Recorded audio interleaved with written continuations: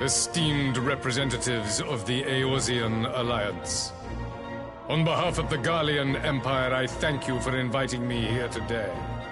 As this parley was convened at your request, I invite you to speak first. Very well, Your Radiance. I, Nanimo Ulnamo, 17th in the line of Ul, should be pleased to oblige you. As recent events in Alamigo and Doma have made plain, the subjugation and exploitation of neighboring nations is not a sustainable policy. Should this day end in war, you may very well defeat us, but you will never extinguish the people's desire for freedom. Though it may not be in our lifetime, there will be another revolution, another war, and the cycle will continue. Doma has entered into a concord with the nations of Eorzea, a partnership wherein we recognize one another as equals.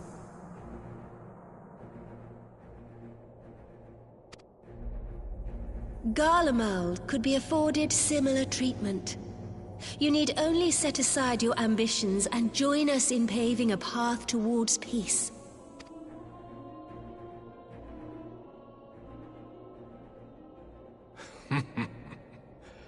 You will not win me over with sophistry, Your Grace.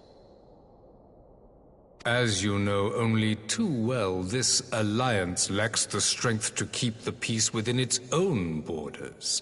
Even now, your struggles with the Beastmen continue unabated.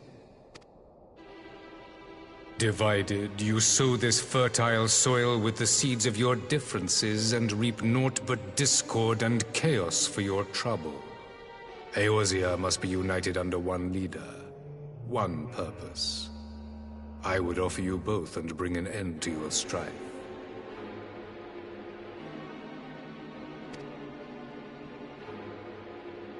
With all due respect, Your Radiance, the only thing that you offered the people of Alamigo was fear and hopelessness.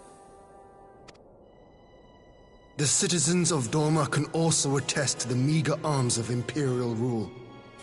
There is no purpose to be found in a life of oppression, each day more uncertain than the last.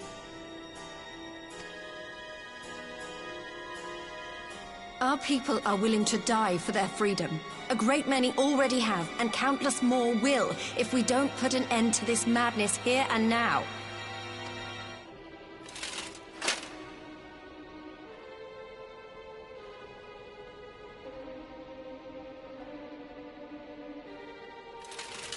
We brought order and stability to your lives. This madness and bloodshed is of your own making. You broke the peace, not Garlemald.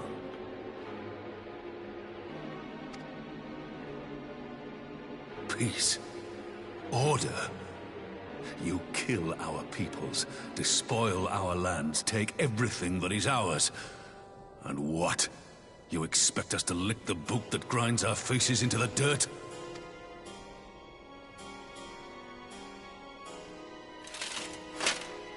I expect you to weigh the costs. To recognize that countless lives have been lost on both sides in pursuit of a greater good, and to not squander all we have achieved in a fit of petulance.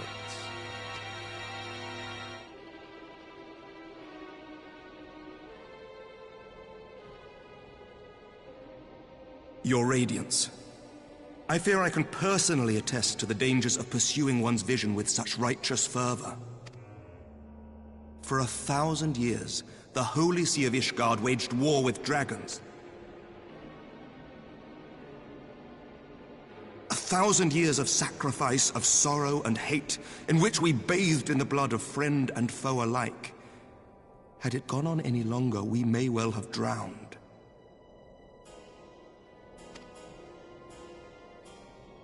Yet we have chosen to raise ourselves out of this bloody spiral, and have since made peace with our former enemy. So I understand. No doubt the dragons were more receptive to your overtures in the wake of their leader's demise.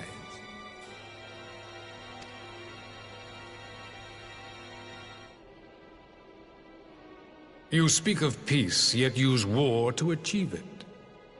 Your father would not have bothered to obscure his intent with honeyed words. He understood that strength is all that matters in the end.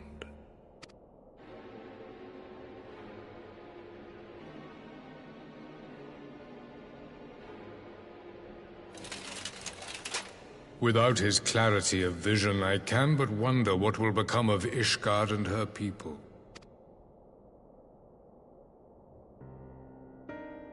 There was a time when Garlemald too lacked a leader of conviction. Weak and unable to wield magic, we were at the mercy of the strong from whom we sought refuge in the bitter cold of the north.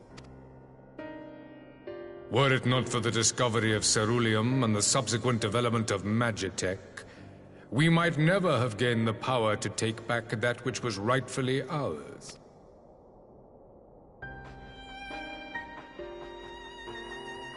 You speak as if your people were the first to have been driven from their homes. Limsa Lominsa was built by wayward souls in search of a place to call their own. On the shores of Vilbrand we found it, and from those humble beginnings did we grow and flourish. And all without robbing our neighbors of their liberty.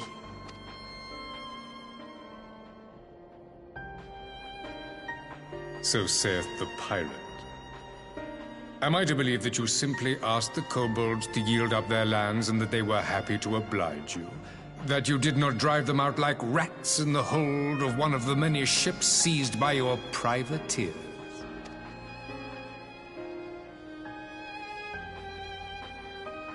I will concede that after centuries of exile, reclamation may be mistaken for invasion. Nevertheless, it is not. And those who till stolen soil have no right to object when cast out in turn.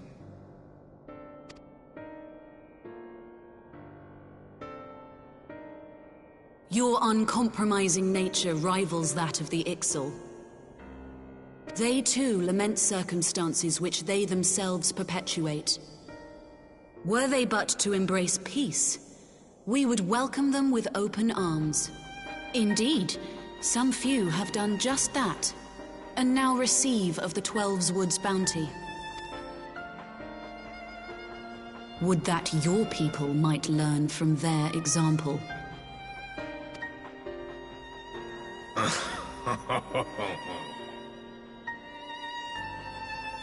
You dare compare us to the Birdmen? You who thought to invoke the 12 and threaten all of creation?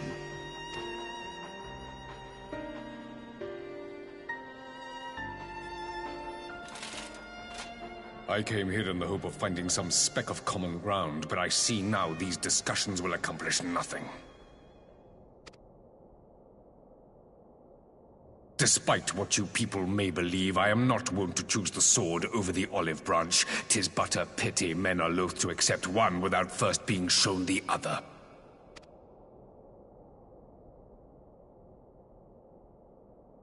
Wait! I beg you. This meeting was supposed to be a chance to find a way forward together, not to bemoan the missteps which brought us here.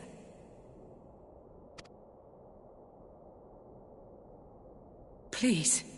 If you truly consider violence a last resort, there must be a way we can come to an agreement.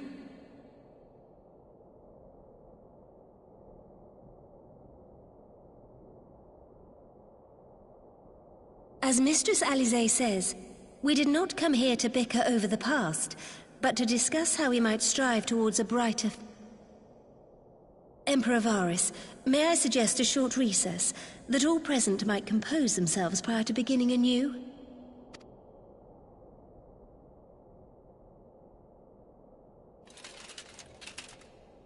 Very well. I pray this intermission will suffice to move these talks in a more constructive direction.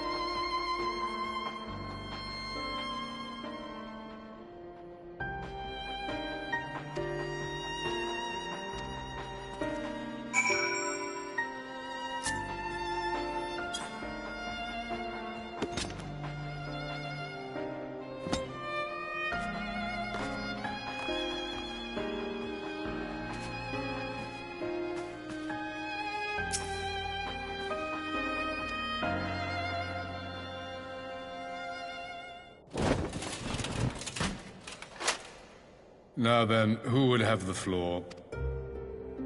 Before we resume, I wish to offer you an apology.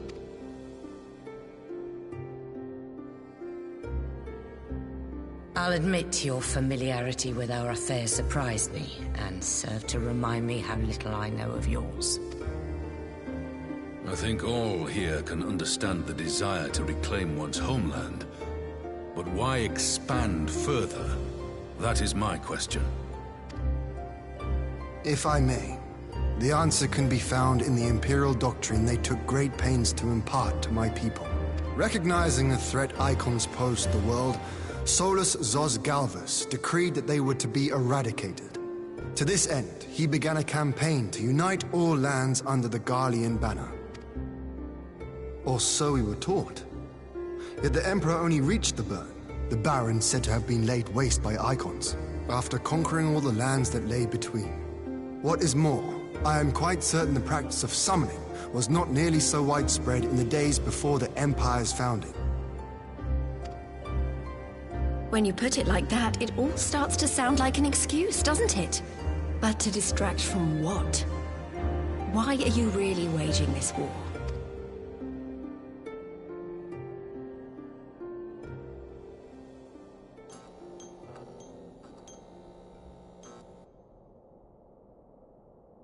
Finally, you ask the right question. I can but hope you heed mine answer and at last accept the righteousness of our cause.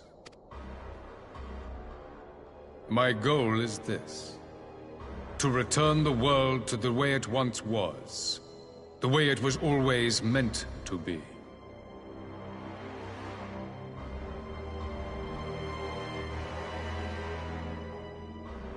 In doing so, mankind will be made whole once more.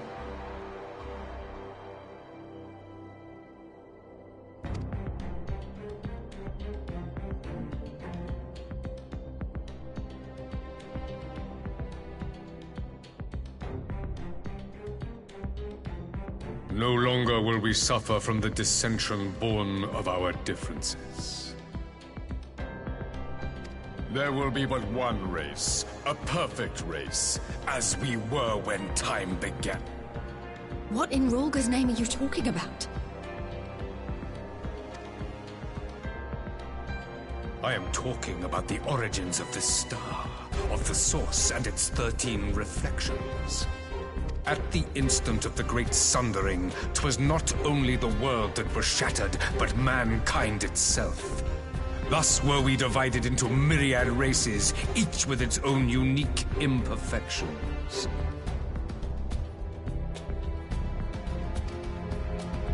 That is why man looks upon his neighbor and feels fear and hatred, why he wages war, why he kills his brother.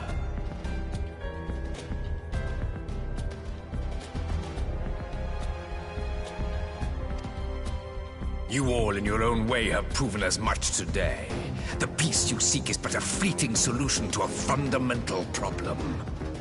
One which calls for more drastic measures. To bring about everlasting peace, our worlds must be rejoined.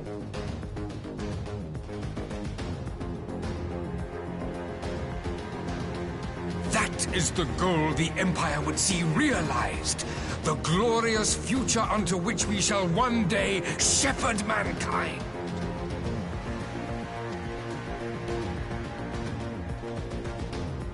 A rejoining of worlds. I have heard this tale of the source and its reflections before. Are these not the self-same desires as the Ascians? Emperor Varys, do not trust in their words. They will lead you to your doom. My father thought to use them, but in the end he succumbed to their temptations. He embraced summoning like so many other pawns before him. Do not tell us you mean to do the same.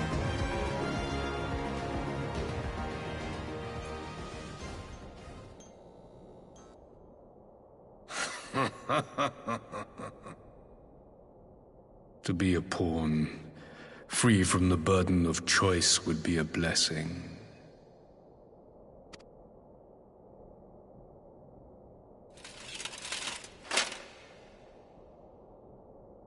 But I forswore that privilege the day I learned that the Garlean Empire was built by the hand of an Ascian.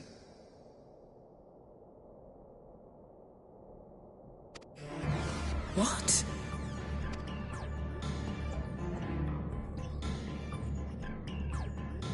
Yes. My grandsire, the former Emperor, is of their number. And who better to build an empire capable of bringing about the calamitous change we desire? Would you condemn me for this alliance? For bowing to the will of these shadowy masters, when the prize is true and lasting peace?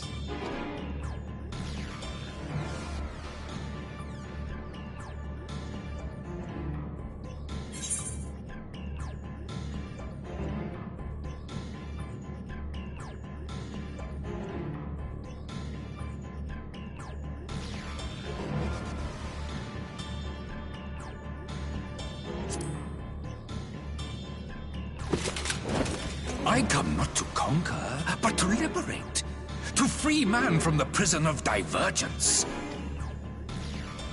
Imagine a world united. One perfect race beneath a single standard. An army before whose might these servants of darkness and light would fly as leaves in a storm, never again to meddle in man's affair. We would be the masters of our own fate. I bid you join me, not as subjects of Garlemald, but of a new nation. And together we shall win freedom for ourselves and generations yet unborn.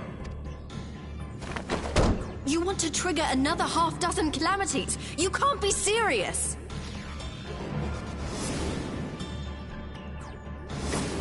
Have you forgotten how many died? There will be no one left! Do you truly imagine we would aid you in your bloodletting? It is unthinkable! Unconscionable!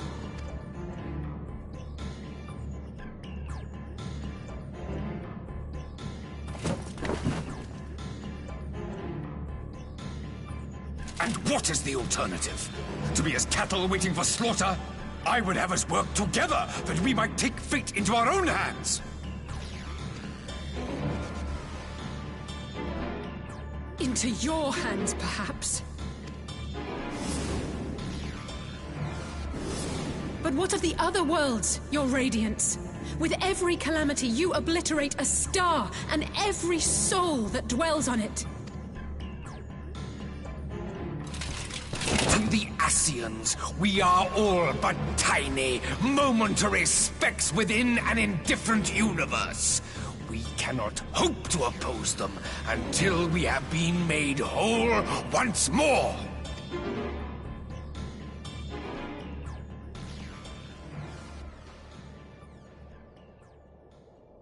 Are these truly the words of Garlemald's ruler? The flaws and foibles which you so abhor are what make us who we are. Every nation, even yours, Emperor Varys, is made whole through the combination of these imperfections, the strengths of one compensating for the weaknesses of another. While it is true that man succumbs all too often to anger and avarice, he may yet overcome his baser instincts through the forming of... that the protect... Such a man... And you, worry.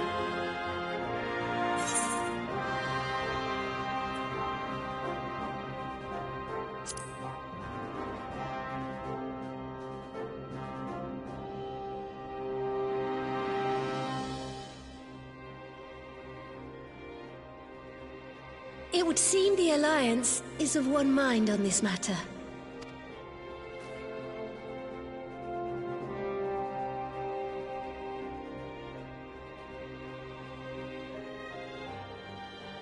You Eorzeans never cease to disappoint me. Though I suppose I have only myself to blame for expecting more from savages.